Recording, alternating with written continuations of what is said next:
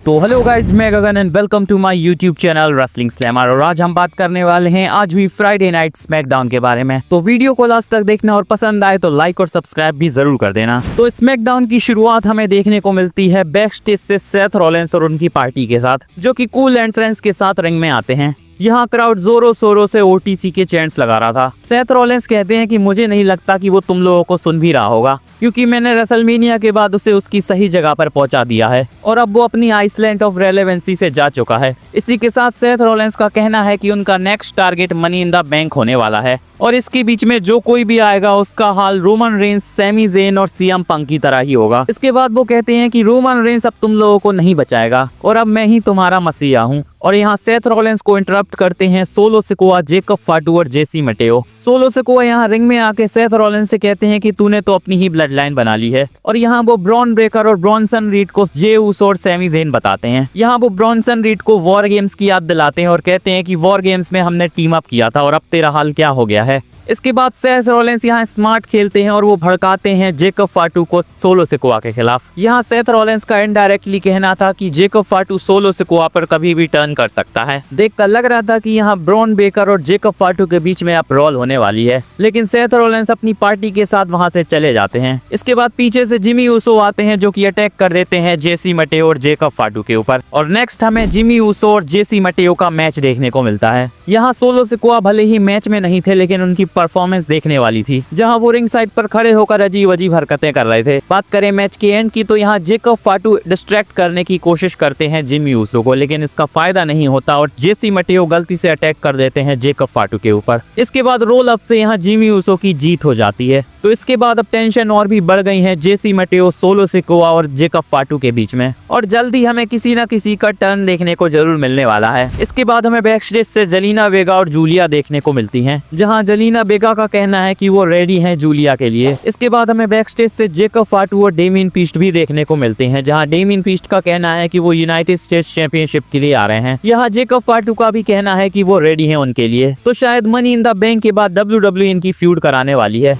इसके बाद हमें मैच देखने को मिलता है जेलिना वेगा और पाइपर निवेन के बीच में, जो कि एक बेकर्सफील्ड ब्रॉल मैच था, जिसके हिसाब से यहाँ बहुत सारे वेपन्स का यूज होने वाला था। बात करें इस मैच की तो काफी अच्छा मैच हमें यहाँ देखने को मिलता है, जहाँ स्टार्टिंग में जेलिना वेगा कैंडो स्टिक के साथ अटैक करती हैं पाइपर निवेन के ऊपर। इसके बाद जेलिना वेगा पाइपर निवेन को चेयर के ऊपर DDT भी लगाती हैं, जो कि काफी खतरनाक लग रहा था। इस मैच में चेल्सी ग्रीन और उनकी पार्टी इंटरफेयर करने की भी कोशिश करती है, जिसके बाद हमें यहाँ जूलिया देखने को मिलती हैं, जो कि एल्बा फायर और चेल्सी ग्रीन पर अटैक कर देती हैं। इसके बाद वो कैंडो स्टिक से पाइपर निवेन को भी मारती हैं, जिसका फायदा जेलिना वेगा को मिल जाता है और वो पाइपर निवेन को टेबल पर पटक कर इस मैच को जीत जाती हैं। लग रहा था कि यहाँ जूलिया मदद करने के लिए आई थी जेलिना वेगा की, लेकिन वो इसके बाद अटैक कर देती हैं उनके ऊपर और यहाँ उनके इरादे क्लियर लग रहे हैं कि वो यूनाइटेड स्टेट्स चैंपियनशिप को लेने वाली है जेलिना वेगा से। नेक्स्ट हमें मैच देखने को मिलता है LA नाइट और एलिस्टर ब्लैक के बीच में। अच्छा मैच हमें यहाँ देखने को मिल रहा था, लेकिन सेथ रॉलिंस इस मैच में इंटरफेयर कर देते हैं और LA नाइट को स्टॉम्प लगाते हैं। इसके बाद वो एक और स्टॉम्प की तैयारी करते हैं, लेकिन एलिस्टर ब्लैक उन्हें रोक लेते हैं। इसके बाद ब्रॉन ब्रेकर ठिकाने लगा देते हैं एलिस्टर ब्लैक को और हमें LA नाइट की फिर से धुलाई देखने को मिलती है। नेक्स्ट हमें बैक स्टेज से एडम पेयर्स और निक ऑल्डिस देखने को मिलते हैं, जहाँ वो अनाउंस कर देते हैं कि मनी इन द बैंक के बाद हमें किंग और क्वीन ऑफ द रिंग के लिए टूर्नामेंट देखने को मिलेगा, जिसका फाइनल्स इस बार नाइट ऑफ चैंपियंस में होने वाला है और यहाँ विनर को समर स्लैम में मैच भी मिलेगा। तो इस बार WWE अलग से किंग और queen of the ring pay per view नहीं करवाने वाली। इसके बाद हमें बैक स्टेज से पता चलता है कि शार्लेट फ्लेयर और जेड कारगिल इस टूर्नामेंट में होने वाली हैं। यहाँ टिफनी स्टैटन भी आती हैं, जो कि दोनों को बेस्ट ऑफ लक कह के चली जाती हैं। इसके बाद हमें टिफनी स्टैटन रिंग में देखने को मिलती हैं और यहाँ रेहा रिप्ली भी आती हैं।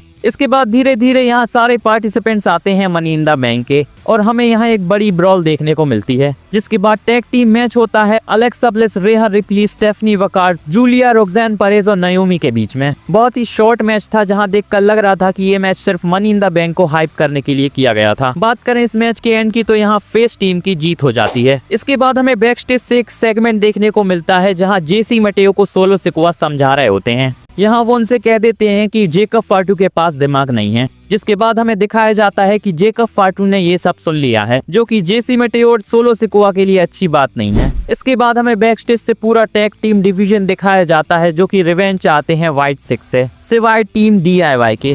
और नेक्स्ट मैच हमें देखने को मिलता है पेंटा, अंड्राडे और क्रीड ब्रदर्स के बीच में। यहाँ एंट्रेंस पर ही अटैक हो जाता है क्रीड ब्रदर्स के ऊपर। इसके बाद मैच होता है और इस मैच में चैड गेबल बुरी तरह से इंटरफेयर करने की कोशिश करते हैं। इसके बाद वाइकिंगो आते हैं जो कि अटैक कर देते हैं चैड गेबल के ऊपर। इनका मैच हमें वर्ल्ड कोलाइड में देखने को मिलने वाला है, तो यहाँ इसी का बिल्ड किया जा रहा था। वैसे इस मैच में जीत आसानी से पेंटा और अंड्राडे की हो जाती है। और इसके बाद हमें एंट्री देखने को मिलती है Seth Rollins, Bron Breakker, Bronson Reed और पॉल हेमन की, जो कि रिंग में आकर अटैक कर देते हैं पेंटा और अंड्राडे के ऊपर। और यहाँ बड़ी ही बुरी तरह से धुलाई हमें देखने को मिलती है पेंटा और अंड्राडे की। और ब्रॉनसन रीड की सुनामी के साथ हमें सेथ रॉलिंस की टीम स्टैंड टॉल करते हुए नजर आती है। आज की स्मैकडाउन में सेथ रॉलिंस ने पूरा आतंक का माहौल बना रखा था। इसके बाद पॉल हेमन माइक लेते हैं और क्लियर मैसेज दे देते हैं कि सेथ रॉलिंस अब मनी इन द बैंक को जीतने वाला है और उसे ऐसा करने से कोई नहीं रोक सकता। आज की स्मैकडाउन को देखकर पूरे चांसेस लग रहे हैं कि Seth Rollins money in the bank को जीतने वाले हैं। पर अगर कल Seth Rollins money in the bank नहीं जीते तो WWE अपने ही पैर पर कुल्हाड़ी मार लेगी। पॉल हेमन यहाँ सेथ रॉलिंस की तारीफ कर ही रहे थे, तभी हमें एंट्री देखने को मिलती है कोडी रोड्स की। कोडी रोड्स के आने के बाद यहाँ जे उसो भी आते हैं, लेकिन जे उसो के आने से पहले ही सेथ रॉलिंस अपनी टीम को लेकर वहां से निकल लेते हैं। इसके बाद कोडी रोड्स माइक लेते हैं और यहाँ लेट्स गो सीना और सीना सक्स के चैंट्स लगाए जाते हैं, जिसे सुनकर कोडी रोड्स बहुत खुश लग रहे थे। यहाँ कोडी रोड्स जॉन सीना को डेस्परेट बताते हैं और कहते हैं कि उसने लोगन पॉल जैसे आदमी के साथ टीम अप कर लिया। वैसे यहाँ जे उसो भी माइक लेते हैं और ईट के अलावा कुछ नहीं बोलते। और इसके बाद हमें जॉन सीना की एंट्री देखने को मिलती है। इसके बाद जॉन सीना रिंग में आते हैं और हमें लोगन पॉल का जे उसो के ऊपर अटैक देखने को मिलता है। इसके बाद यहाँ ब्रॉल हो जाती है John Cena, Cody Rhodes, Logan Paul और जे उसो के बीच में। यहाँ जे उसो को एटीट्यूड एडजस्टमेंट पड़ता है जॉन सीना की तरफ से और लोगन पॉल पॉलराइजर मारते हैं कोडी रोड्स को। और यहाँ हमें जॉन सीना और लोगन पॉल स्टैंड टॉल करते हुए नजर आते हैं। आज WWE ने जॉन सीना और लोगन पॉल को अपर हैंड दे दिया, तो यहाँ से साफ साफ लग रहा है कि शायद मनी इन द बैंक में वो हारने वाले हैं। इसके बाद यहाँ जॉन सीना माइक लेते हैं और क्राउड से कहते हैं कि भाई देख लो, यही फ्यूचर होने वाला है, जहाँ जॉन सीना टाइटल को लेकर चले जाएंगे और लोगन पॉल बन जाएगा न्यू वर्ल्ड हैवीवेट चैंपियन। और इस तरह से उनका रेसलिंग को रून करने का सपना पूरा हो जाएगा। वैसे यहाँ लोगन पॉल और जॉन सीना रुकते नहीं हैं और वो फिर से अटैक करते हैं कोडी रोड्स और जे उसो के ऊपर। क्राउड यहाँ लाउड चेंट्स लगा रहा होता है आर ट्रुथ के,